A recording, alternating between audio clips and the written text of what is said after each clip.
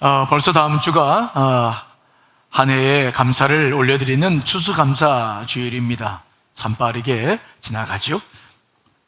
우리는 지난 1년 동안 베풀어 주신 하나님의 은혜의 보답으로 이제 감사로 보답하는 그런 주일입니다. 그러므로 이번 한 주간을 보낼 때 우리가 두 가지 일이 중요하죠. 첫째는 감사의 마음을 회복해야 돼요.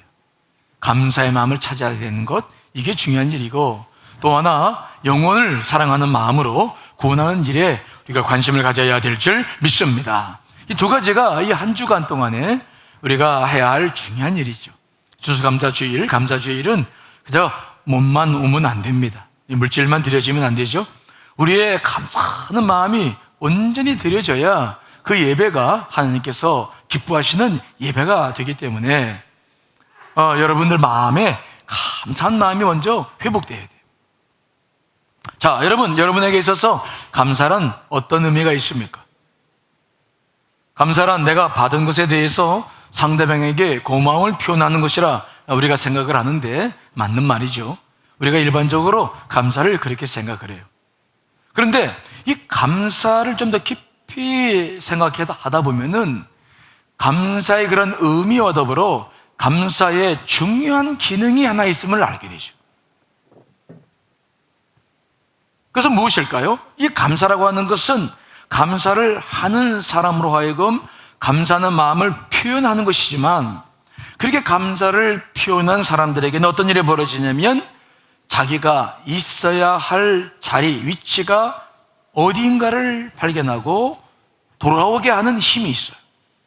즉, 감사라고 하는 것은 고마움을 표현하는 것이지만, 그렇게 감사를 진정으로 하는 사람들은 자기 위치를 반드시 찾게 돼 있어요. 이게 감사의 기능 가운데 아주 중요한 것입니다. 예를 들어 볼까요? 그동안 부모님의 은혜에 잘 깨닫지 못하고 보답하지 못하고 살았던 자식이 있었는데, 어떤 계기로 부모님께 감사한 마음을 회복했어요. 그러면 그 감사를 회복한 자식은 그 다음부터 부모님을 어떻게 대합니까? 시간 나는 대로 전화드리고 시간 나는 대로 찾아뵙겠죠. 즉, 자기의 도리, 자기가 있어야 될 자리, 자기가 해야 할 일이 무엇인지를 다시 회복하는 거예요. 그래서 이 감사라고 하는 것은 감사하는 마음을, 느낌을 전달하는 느낌만이 아니라 감사를 전달하는 사람이 어디에 있어야 될지, 자기가 위치가 무엇이고 자기가 누구인지를 재발견하는 그런 힘이 감사하는 곳에 있는 것입니다. 그래서 이 감사가 아주 신앙적으로도 중요한 것이죠. 오늘 본문도 그 말씀을 이야기해 주고 있어요. 오늘 성경 본문에는 우리가 잘 알고 있는 말씀이죠. 10명의 나병 환자들이 이제 고침받는 역사가 이제 있었다, 그 이야기예요. 그 당시로는 이 나병이, 요즘은 치료가 되지만 치료가 안 되는 불치병이었고, 그래서 그들은 격리 수용되었고 많은 사람들이 죽었죠. 그들은 사람들이 살지 않는 산속이나 깊은 동굴이나 사막의 움막 속에서 격리 수용돼서 그저 죽을 날만 기다렸죠. 어느 날 예수님께서 사마리아와 갈릴리 사이에서 험준한 산악지대를 거쳐서 한 마을에 들어가셨는데, 그때 마침 산에서 살던 나병 환자 10명이 구걸을 하려고 마을에 내려왔다가 예수님을 만나게 되죠. 그들은 예수님께서 병자들을 고쳐주신다는 소문을 이미 듣고 있었기 때문에 그들은 멀리 서서 예수님께 우리를 불쌍히 해달라고 소리를 치죠.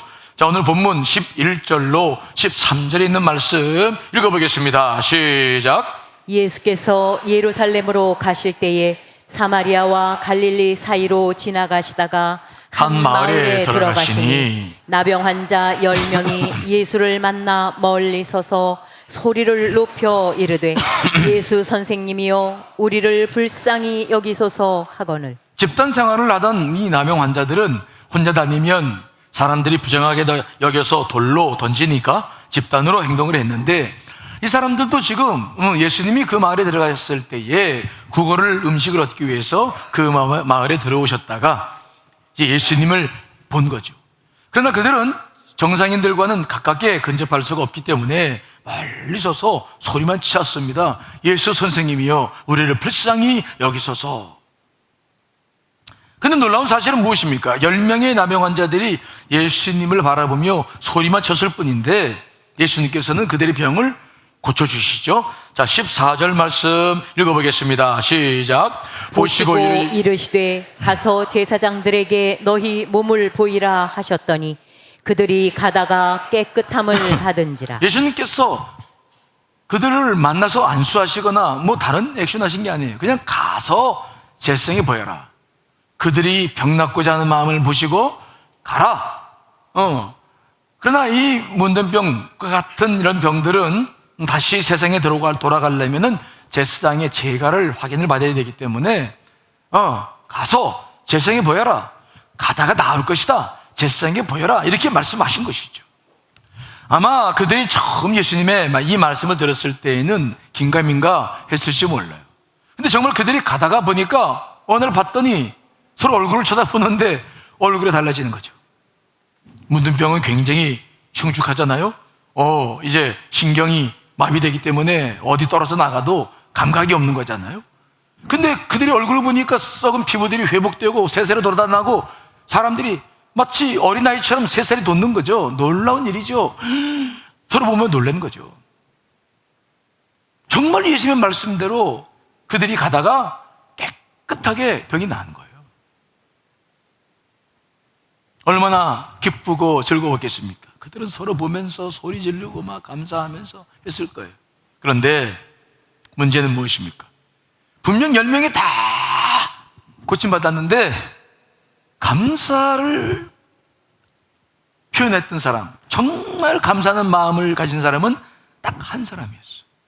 그것도 유대인도 아니고 사마리아 사람이죠. 자, 오늘 본문 15절 16절 읽어봅시다. 시작. 그 중에 한 사람이 자기가 낳은 것을 보고 큰 소리로 하나님께 영광을 돌리며 돌아와 예수의 발 아래에 엎드려 감사하니 그는 사마리아 사람이라. 10명이 다 놀랐어요. 고침받았다. 그런데 그들은 예수님께서 자기에게 행하신 모든 것들을 깊이 감사하지 못했어요. 아마 우연히 그렇게 될 수 있을 것이다 라고 생각했지 모르죠. 그런데 그 중에 유독 한 사람은 너무 이게 감사한 거예요. 그래서 막 큰 소리로 함께 영광을 돌렸는데 그 감사하는 마음이 막 생기니까 그 다음에 한 행동이 있는데 무엇입니까? 그가 누구에게 돌아왔다는 겁니까? 예수님께. 자기가 가던 길을 멈추고 감사해야 할 분에게 돌아오는 거예요. 이 감사라고 하는 것은 그저 느낌만 표현하는 게 아니에요. 감사를 느낀 사람, 감사를 발견한 사람은 자신이 서야 할 위치가 어딘지를 알게 돼요. 내가 지금 어디에 가야 될 것인가? 다른 사람들은 너무 좋아서 가족들을 빨리 만나려고 그냥 돌아갔는데 이 진짜 감사를 발견한 사람은 가던 길을 멈추는 거죠. 그리고 내가 지금 어디에 가 있어야 되나? 그는 예수님께 다시 돌아옵니다. 돌아와요. 그리고 자기가 있어야 될 곳이 그것이고 감사를 표현할 그분 앞에 정확하게 감사를 표현하고 돌아와요. 이게 감사가 가진 기능입니다. 감사라고 하는 것은 단지 느낌만 느끼는 게 아니에요. 감사를 발견한 사람은 자기 위치로 돌아와야 자기가 서야 될 자리가 어딘지를 다시 확인합니다. 이 사마리아 사람은 이 사마리아 사람이 왜 예수님께 돌아왔습니까? 감사하는 마음 때문에. 감사했기 때문에 예수님께 돌아왔어요. 이것이 감사의 힘이에요. 이것이 감사가 갖고 있는 놀라운 능력입니다.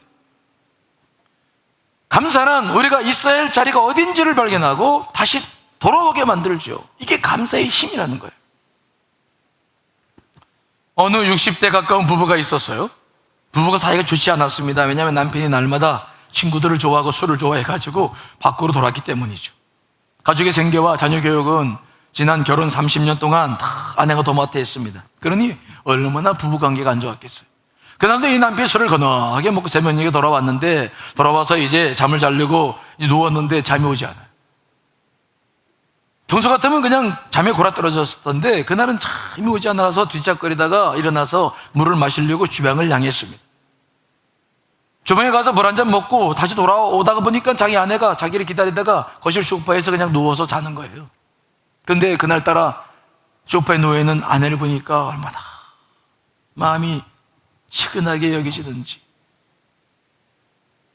지난 결혼 30년 동안 한 번도 그런 마음을 갖지 못했는데 그날은 그 아내가 너무 불쌍히 여겨지는 거예요. 남편 잘못 만나서 모든 책임을 자기가 지고 사는데 자기는 쥐꼬리만한 월급 하나 갖다 주고는 그저 뭐든지 나 몰라라 하고 살았죠. 부모님을 모시는 문제도 아내에게 떠맡기고 자녀 교육도 다 떠맡기고 자기는 그저 밖으로만 놀고 살았어요. 자기가 보니까 정말 자기 같은 남편이 없는 거예요. 얼마나 잘못된 삶을 살았나. 그 아내의 얼굴을 보는 순간 막 과거의 삶들이 주마등처럼 다 지나가고 자기도 모르게 막 눈물이 나오는 거예요. 잘못 살았죠. 그리고 그 아내가 그렇게 고마운 거예요. 그런 나를 버리지 않고 지금까지 살아줬으니 얼마나 고마워요. 정말 처음으로 아내에게 감사한 마음을 들었다는 거예요. 그런데 자존심 때문에 그 다음날 아내에게 그런 마음을 털어놓지는 못하고, 그런데 그 다음날서부터 남편에게 변화가 시작됐죠. 남편이 술을 안 먹고 집에 일찍 들어온 날들이 점점점 더 많아져요. 아내가 음식을 만들면 슬쩍 와서 거들기도 하고 아내 곁에서 자꾸 대화를 하면서 아내 곁에 머무는 시간이 늘어나는 것이죠. 결혼 30년 만에 경험하는 부부의 행복이었어요. 어느 날 아내가 남편에게 이렇게 물었다고 그러죠. 당신 왜 갑자기 변했어요? 사람이 죽을 때가 되면 변한다는데 이제 죽을 때가 돼가지고 술도 못 먹고 먹을 힘도 없으신 겁니까? 그렇게 물었더니 남편이 한참을 침묵하더니 드디어 입을 이렇게 열며 말을 했다고 그러죠. 여보, 그동안 고마웠어. 못난 남편 만나서 참 고생 많았네. 지난 30년 돌아보니 내가 얼마나 당신에게 부족했는지 몰라. 당신이 고마운 것을 이제야 내가 알게 됐으니 이 은혜가 어떻게 그 은혜를 다 갚아야 될지 모르겠네. 이제 술도 끊고 일찍 집에 돌아와 당신과 늘 함께 할게. 여보, 고마워.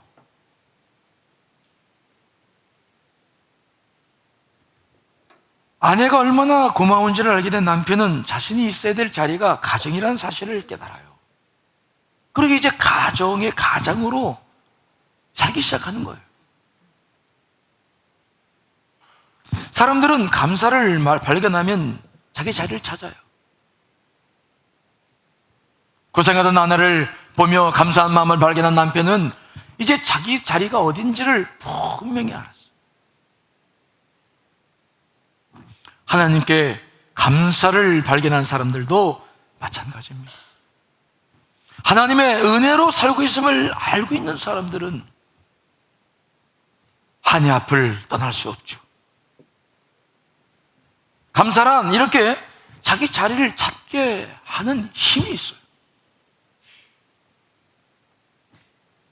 이런 이유 때문에 하나님께서는 우리들에게 1년에 3차례씩 꼭 감사할 수 있는 기회를 주시는 거죠. 자, 출애굽기 23장 14절로 17절 말씀 읽어봅니다. 시작. 너는 매년 3번 내게 절기를 지킬지니라. 너는 무교병의 절기를 지키라. 내가 너에게 명령한 대로 아비벌의 정한 때에 이래 동안 무교병을 먹을지니 이는 그 달에 내가 애굽에서 나왔음이라. 빈손으로 내 앞에 나오지 말지니라. 맥추절을 지키라. 이는 내가 수고하여 밭에 뿌린 것의 첫 열매를 거둠이니라. 수장절을 지키라. 이는 내가 수고하여 이룬 것을 연말에 밭에서부터 거두어 저장함이니라. 내 모든 남자는 매년 3번씩 주 여호와께 보일지니라. 아멘. 하나님은 지금으로부터 약 3,500년 전서부터 하나님을 믿는 백성들에게 꼭 3가지의 절기를 지키라고 명령하셨어요. 첫 번째는 6월절이죠. 6월절은 이스라엘 백성들이 출애굽한 구원에 대한 감사예요. 우리 교회는 지금 사순절, 부활주일로 이 절기를 지키죠. 감사를 지키죠.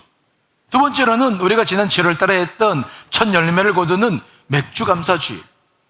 세 번째는 수장절, 우리가 다음 주에 지킬 추수감사주일, 연말에 밭에서 거두어 저장하는 수장절, 이 세 가지 절기를 왜 하나님께서 우리들에게 직접 말씀하시고 꼭 지키라고 말씀하시는 것입니다. 그것은 감사를 찾아야 우리가 하나님 앞에 돌아올 수 있기 때문에 그래요. 감사를 발견하고 주 앞에 돌아오기를 원하셔서 우리 하나님께서는 이미 오래전서부터 감사의 절기를 우리들에게 허락해 주고 계신 것입니다. 그래서 오늘도 이 말씀 보니까 하나님께서 1년에 3번의 절기를 꼭 지키라고 말씀하시면서 모든 남자는 매년 3번씩 주 여호와 앞에 보일지니라. 제사를 지낼 때 어떤 제사를 드리는지 각자에 다르겠지만은 이 3번의 절기만큼은 보여라, 얼굴을 보여라, 너의 감사하는 마음을 정말 내게 보여라, 그렇게 당부하시는 모습을 우리가 보고 있어요.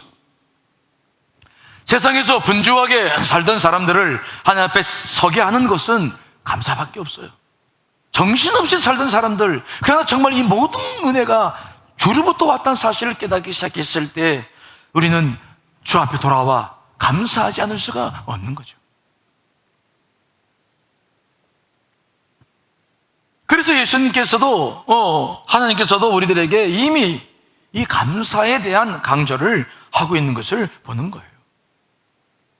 감사하는 마음은 그저 느낌만이 아니라 여러분들에게 제자리를 찾게 하는 힘이 있음을 믿으시기를 간절히 축원합니다. 세상에서 방황하던 사람들도 감사하는 마음을 찾게 되면 세상에서 돌아와 하나님 앞에 서게 되죠. 감사하는 마음은 이처럼 자기 자신이 누구이며 무엇을 하며 살아야 할지에 대해서 강력하게 깨닫게 하는 힘이 있어요. 특별히 이 감사에는 이뿐만이 아니라 최근에 심리학 중에서 긍정심리학이라는 것이 발전되어졌는데, 긍정심리학은 아주 과학적인 방법으로 사람들의 심리를 설명하고 있는 내용인데, 그 책들을 보면은 거기에서 발견한 사실들이 있어요. 그것은 뭐냐면, 사람들은 그런데 한번 감사를 하면 감사로 끝나는 것이 아니라 감사가 계속되는 삶을 살게 된다. 이게 긍정심리학에서 심리학자들이 과학적으로 많은 사람들이 연구해서 발견한 내용들이에요. 그저 우리는 말을 쉽게 하지만 그것을 발견하기 위해서 많은 과학적 근거를 가지고 있는 이야기예요. 우리 신앙적으로 이야기하는 것들을 심리학자들이 과학적으로 드러내고 있는 것이죠. 그러니까 그러면 왜 그러냐? 이 감사라고 하는 것은 한번 감사를 하게 되면은 그 감사가 그것으로 끝나는 게 아니라 내가 그동안 관심 갖지 못하고 살던 다른 긍정적인 감정에 영향을 미치게 된다는 거예요. 이해되시나요? 그래서 내가 그동안 잊고 살았던 기쁨과 열정과 행복과 낙천적인 생각에 이 긍정적인 이 감사가 영향을 주어서 그것들이 막 살아나기 시작한다는 것이죠. 그래서 감사를 발견한 사람들은 자기 자리를 찾는 것만이 아니라 계속해서 감사하는 삶을 살게 된다. 이게 이제 심리학자들이 발견하는 놀라운 일이에요. 아무리 힘든 삶을 산다 할지라도 한 번 감사를 하면 여러분 그 삶의 내용들이 자꾸 바뀌어 나간다. 그래서 이 감사라고 하는 것은 단기적인 영향만 끼치는 것이 아니라 장기적으로 우리들의 삶에 미친 영향력이 굉장히 크다는 것을 과학적으로 발견해내고 있는 거예요. 그래서 감사하는 사람들은 삶에 활력이 넘치고 창의적이고 기쁨의 삶을 살게 된다는 것이죠. 삶이 고통스러운 것은 무엇입니까? 삶 자체가 고통스러운 원인도 있지만은 그러나 발견하지 못한 것이 있어요. 뭐냐? 감사죠. 아무리 고통스러워도 감사를 발견하면 그 감사의 힘을 가지고 그 삶 속에 이제 감성이 고양되고 활력이 넘치고 영감이 쏟아져서 어떻게든지 그 감사를 이길 힘을 얻어나가며 새로운 삶을 살아가는데, 감사를 하지 못하면 삶이 그 어두움 속에서 그냥 멈춰버리고 마는 거예요. 오늘도 보니까 이 말씀 보니까 예수님께서는 감사 때문에 돌아온 사람, 감사 때문에 자기 위치에 서 있는 사람, 그 사람을 그냥 돌려보내지 않으시죠. 예수님께서는 더 큰 감사의 조건을 허락해 주십니다. 자, 17절로 19절 말씀 읽어보겠습니다. 시작. 예수께서 대답하여 이르시되 10사람이 다 깨끗함을 받지 아니하였느냐? 그 9은 어디 있느냐?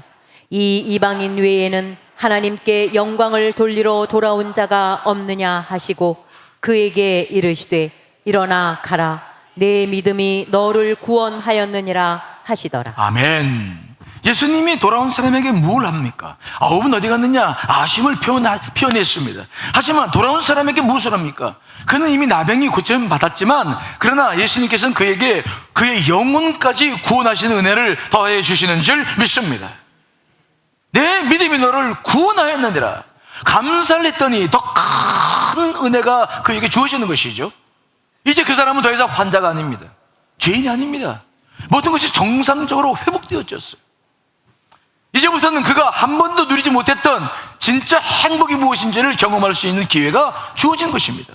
그는 그저 돌아와서 감사를 표현한 것 뿐인데 순간적으로 그 감사가 끝난 것이 아니라 삶 전체가 확 바뀌어지는 거예요. 확 바뀌어지는 것이죠. 누구도 함께하지 못하고 만날 수도 없는 사람이었습니다. 누구도 그를 즐거워하지 않는 사람이었습니다. 그런데 이제는 완전히 바뀌어졌어요. 그의 몸에서는 새살이 돋기 시작했고 그의 마음은 감사로 말미암아 행복이 돋아나기 시작했어요. 한 번의 감사는 그것으로 끝나지 않고 그가 평생을 감사하며 살 수 있는 길을 열어놓은 것입니다. 요즘 우리가 경제적으로 정치적으로 대단히 어려운 시기를 보내고 있습니다. 그러나 이럴 때일수록 우리가 해야 할 일은 뭐냐? 오히려 감사하는 마음을 찾아야 될 줄 믿습니다. 삶이 힘들고 어려울 때일수록 거기에 고맙고 살면 우리의 삶은 아무런 변화가 없어요.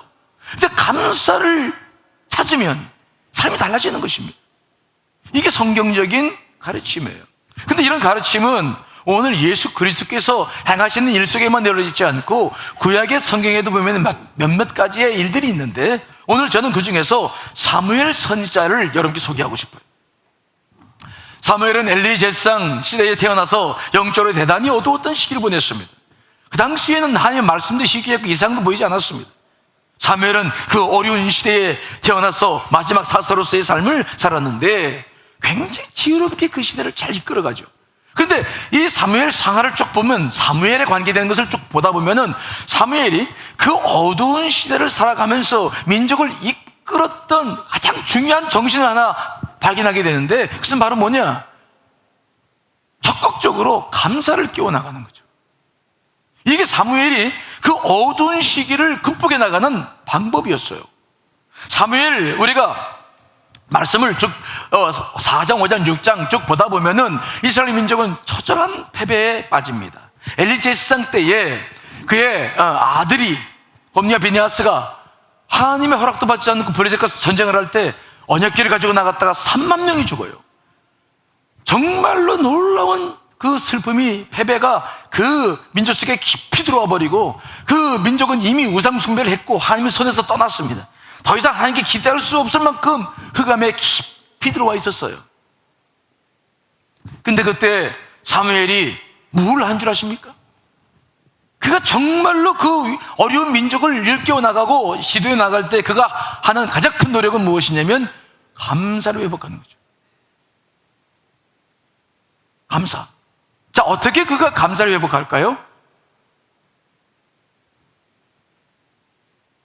먼저 그 사무엘상 7장을 쭉 보다 보면은 사무엘이 감사를 극대화시키는 포인트가 있는데 그 전에 그가 해야 한 일은 미스바에 온 백성들을 모아놓고 먼저 정말 금식하며 회개하는 일을 했어요. 자, 사무엘상 7장 5절로 6절 말씀 읽어보겠습니다. 시작. 사무엘이 이르되 온 이스라엘은 미스바로 모이라 내가 너희를 위하여 여호와께 기도하리라 하매 그들이 미스바에 모여 물을 길어 여호와 앞에 붓고 그날 종일 금식하고 거기에서 이르되 우리가 여호와께 범죄하였나이다 하니라. 사무엘이 미스바에서 이스라엘 자손을 다스리니라. 그가 이스라엘 민족을 다스릴 때에 이 감사를 발견하고 감사의 정신으로 모든 걸 행하기 시작하는데 그 전에 그가 한 일은 뭐냐? 미스바에 모여서 금식시키고 회개시키는 거예요. 그들이 우상을 숭배하며 살았던 것들, 하나님 앞에 죄를 졌던 것들을 눈물로 회개하며 금식하며 이제 하나님 앞에 그렇게 나아가게 한 것을 분명히 바라보죠. 여러분, 우리가 감사를 찾기 위해서는 지난 10개월 동안의 삶을 주님께 올려드려야 될 줄 믿습니다. 정말 내가 어떠한 삶을 살았는가? 회개 없이는 진정한 감사를 찾을 수가 없어요. 그래서 우리가 이 감사 절기를 준비할 때 우리가 이번 주간에 해야 할 일이 있는데, 그것은 회개하는 거예요. 한번 1월 달부터 여러분들이 살았던 것들을 한번 주 앞에 탁 올려드리며 한번 기도해 보세요. 내가 무슨 삶을 살았나, 무엇을 했나, 하나하나 회개를 하기 시작해 보세요.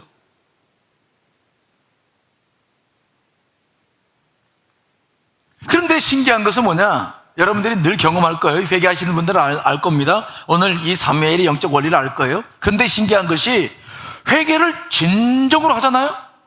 그러면 감사의 조건, 감사할 이유들이 찾아져요. 이게 참 신기한 겁니다. 따라합시다. 회개하면 감사의 이유가 찾아진다. 오늘도 사무엘이 미스바에 모여서 통곡과 눈물로 막 금식하면서 죄를 다 회개할 때 하나님은 무슨 역사를 하십니까? 그 미스바 이스라엘 백성들이 모여있으니까 블레셋이 이스라엘 백성들이 또 전쟁을 일으킨 줄 알고 블레셋 군대들이 막 쳐들어와요. 이스라엘 백성들은 아무 전쟁 준비도 없었습니다. 그러자 사무엘이 젖먹는 어린 양 하나를 온전한 번제로 드리며 부르짖어 기도했을 때 하나님께서는 이스라엘 백성들이 감사할 조건을 만들어 버리시죠. 자, 사무엘상 7장 10절 11절 읽어보겠습니다. 시작. 사무엘이 번제를 드릴 때에 블레셋 사람이 이스라엘과 싸우려고 가까이 오매 그날에 여호와께서 블레셋 사람에게 큰 우레를 발하여 그들을 어지럽게 하시니 그들이 이스라엘 앞에 패한지라. 이스라엘 사람들이 미스바에서 나가서 블레셋 사람들을 추격하여 백갈 아래에 이르기까지 쳤더라. 참 놀라운 일이죠. 이스라엘 백성들은 블레셋과 전쟁도 하지 않았습니다. 다만 회개했을 뿐입니다. 그랬더니 하나님께서 그들의 감사의 조건을 찾게 하시는데, 블레셋이 쳐들어왔을 때 전쟁도 하지 않았는데 큰 우레를 내리셔가지고 그들이 어지러워서 전쟁을 할 수가 없어요. 그들이 패해서 도망갑니다. 그러니까 이스라엘 백성들이 쫓아가서 그들을 쳐부시는 역사가 일어나고 있는 거죠. 회개하니까 감사의 조건들이 생기는 것입니다. 회개하니까 감사할 수 있는 이유가 찾아지는 거예요. 우리들의 삶 속에 이런 일들이 지금도 일어납니다. 정말 감사를 찾고 싶은 사람들은 진정으로 회개하시기를 간절히 축원합니다. 심령이 열리면 하늘의 문도 열려요. 이게 굉장히 중요한 원리입니다. 그러나 이 심령의 문이 열리지 않으면 그거 못 찾아요. 자기 합리화, 자기 생각, 자기 의, 절대 그 돌 같은 마음, 굳은 마음, 그거 안 돼요. 그거 어디서 그거는 누가 봐도 깨뜨릴 수 없어요. 그런데 이 마음을 물고 회개를 하기 시작하니까 감사의 조건이 찾아져요. 감사할 일들이 생겨요. 이게 사무엘이 하고 있는 일입니다. 그랬더니 사무엘이 당장 뭘 합니까? 12절 말씀이죠. 12절 읽어봅니다. 시작. 사무엘이 돌을 취하여 미스바와 센 사이에 세워 이르되 여호와께서 여기까지 우리를 도우셨다 하고 그 이름을 에베네셀이라 하니. 아멘. 그 일이 일어나니까 사무엘이 무엇을 합니까? 당장에 이스라엘 백성들 이끌고 미스바와 센 사이에다가 큰 돌을 세우는데 그 돌의 이름이 에베네셀이에요. 여기까지 우리를 도우셨다. 이스라엘 백성들로 하여금 온전히 감사할 수 있는. 여러분, 왜 그 감사를 그냥 말로 선포하지 않고 돌을 가지고 막 기념비를 세웁니까? 왜요? 잊지 말라는 거예요. 하나님께서 정말 지금까지 우리와 함께 하셨고 회개만 하면 열어주시고 역사하시는 이 놀라운 은혜를, 이 감사를 잊지 말라는 거죠. 이 감사를 잊지 말고 다음 너희 후손들에게 이걸 전하라. 정말 감사가 되고 감사로 살아가는 것이 얼마나 중요한 것인가. 하나님이 이런 분이시다. 감사의 재단을 쌓는 거죠. 우리가 다음 주에 감사의 재단을 쌓겠습니다마는 그 감사의 재단을 호전히 쌓는 거죠. 에베네셀에 돌을 세우며 감사의 재단을 쌓아요. 그랬더니 하나님이 또 응답하셨는데 놀라운 축복을 주시죠. 사무엘상 7장 13절 14절 말씀 읽어봅니다. 시작. 이에 블레셋 사람들이 굴복하여 다시는 이스라엘 지역 안에 들어오지 못하였으며 여호와의 손이 사무엘이 사는 날 동안에 블레셋 사람을 막으심에 블레셋 사람들이 이스라엘에게서 빼앗았던 성읍이 에그론부터 가드까지 이스라엘에게 회복되니 이스라엘이 그 사방 지역을 블레셋 사람들의 손에서 도로 찾았고 또 이스라엘과 아모리 사람 사이에 평화가 있었더라. 아멘. 감사를 했더니 그 감사의 영향력이 온 이스라엘 민족에게 미치도록 하나님 허락하셔요. 그들의 가장 큰 문제가 블레셋이었는데 그들로 하여금 다시는 이스라엘 지역 안에 들어오지 못하도록 막으셨을 뿐만 아니라 뺏겼던 모든 것들을 되찾는 회복의 역사를 경험하게 하신 줄 믿습니다. 올바른 감사를 했더니 그 어려운 영적으로 어렵고 피폐되어져 있고 전쟁에서 패배해서 그 고통 속에 있었더니 그 사무엘이 감사를 회복해서 에벤네셀에 돌을 세웠더니 놀라운 역사가 일어나는 거죠. 역사가 반전되기 시작하는 거예요. 그래서 우리가 기억해야 될 게 있어요. 아무리 어려워도 아무리 힘들어도 우리가 해야 할 일은 뭐냐? 감사를 찾아야 된다. 감사를 찾아야 된다. 사무엘은 민족적 위기 속에서 감사를 찾아서 모든 것을 극복합니다.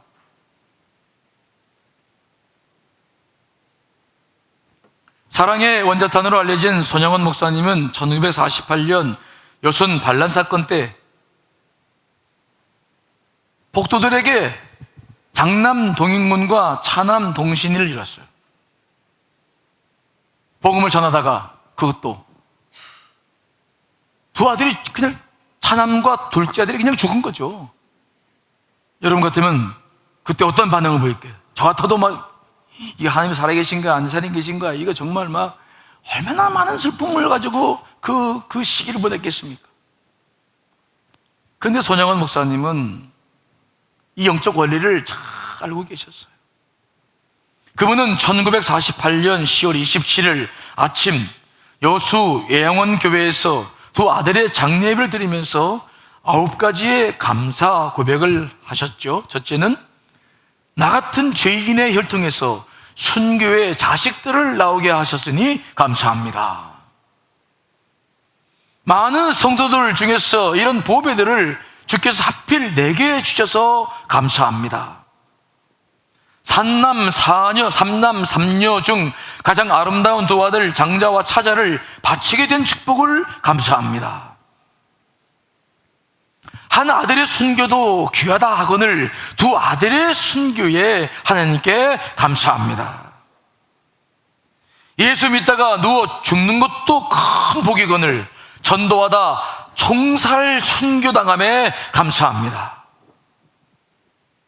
미국 유학 준비하던 내 아들 미국보다 더 좋은 천국에 갔으니 안심되어 감사합니다. 사랑하는 두 아들을 총살한 원수를 회개시켜 내 아들로 삼고자 하는 사랑의 마음을 주신 하나님께 감사합니다.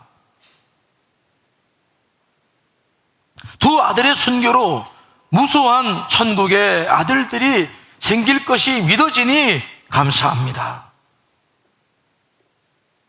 역경 중에 8가지 진리와 하나님의 사랑을 찾는 기쁜 마음과 여유 있는 믿음을 주신 우리 예수님께 감사합니다.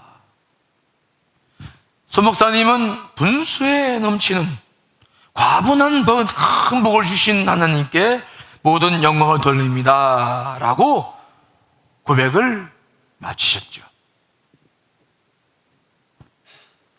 이 손 목사님의 절대 감사의 신앙 앞에서 장례식에 참여했던 모든 교인들이 눈물 바다를 이루었다고 하죠.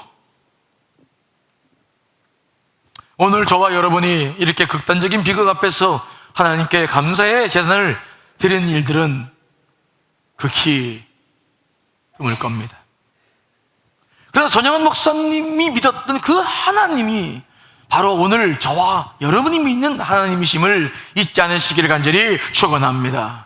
그 어려울 때도 감사를 통하여 모든 걸 극복했다면 우리가 지금 이 시대 살고 있는 우리도 더 감사할 조건을 찾아야 되지 않겠습니까? 감사하는 마음을 회복해야 내 심령이 열려야 하늘의 문이 열리고 모든 문제가 풀어지게 되는 줄 믿습니다. 우리가 살고 있는 시대가 아무리 경제적으로 정치적으로 불안하고 힘든 상황이라 할지라도 우리는 과거에 비하면 정말 잘 살고 있지 않습니까? 정말 우리가 감사의 조건만 찾는다면 얼마나 행복한 삶을 살 수 있겠습니까? 여러분, 이번 한 주간 여러분들 삶 속에 정말 감사를 찾는 삶이 되시기를 간절히 축원합니다. 자, 그런데 오늘 이 말씀을 통해서 한 가지 더 생각해 볼 문제가 있는데, 그것은 예수님의 마음이에요. 영혼에 대한 예수님의 마음. 나병에서 고침받은 사람은 분명히 10명이었는데 돌아와 감사한 사람은 한 사람밖에 없었어요. 그때 예수님께서 어떤 반응을 보이셨습니까? 자, 17절로 18절 말씀을 한 번 더 읽어보겠습니다. 시작. 예수께서 대답하여 이르시되 10사람이 다 깨끗함을 받지 아니하였느냐? 그 9은 어디 있느냐? 이 이방인 외에는 하나님께 영광을 돌리러 돌아온 자가 없느냐 하시고. 아멘. 예수님은 돌아오지 않은 9명을 찾으셔요. 한 명이 돌아왔는데 그도 기쁘지만 9은 어디 갔느냐? 사실 예수님께서는 그들에게 뭐라고 말씀했습니까? 가서 제사장의 몸을 보여라. 사실 그래서 그들은 갔어요. 그러면 사실 뭐 되찾을 이유가 없어. 그러나 예수님은 그들의 영혼이 불쌍해지는 거죠. 육체의 병만이 아니라 그들을 구원시키고 싶었던 예수 그리스도, 돌아온 한 사람처럼 완전한 치유를 해주고 싶은데 그들은 그 사실을 깨닫지 못하고 너무 육신의 병 고침만 받은 것만 좋아해가지고 그냥 빨리 집으로 돌아가자고 그냥 돌아간 거예요. 예수님이 마음이 얼마나 아픈지. 9은 어디 있느냐? 9은. 오늘 예수님은 우리의 예배를 지금 받고 계십니다마는 돌아온 우리보다도 돌아오지 않은 9명을 지금도 찾고 계신 줄 믿습니다. 9은 어디 있느냐? 9은 어디 있느냐? 예수님의 관심은 잃어버린 영혼들에게 늘 있어요. 왜? 그분이 이것을 위해서 오셨기 때문이죠. 자, 여러분, 누가복음 19장 10절 말씀도 읽어보겠습니다. 시작. 인자가 온 것은 잃어버린 자를 찾아 구원하려 함이니라. 잃어버린 자를 찾아 구원하려 하시기 때문에 이미 온 사람도 소중하지만 9은 어디 있느냐?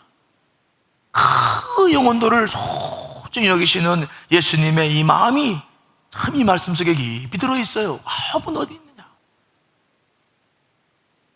여러분, 우리도 잃어버린 영혼을 소중하게 여겨야 될 줄 믿습니다. 정말 소중하게 생각을 해야 돼요.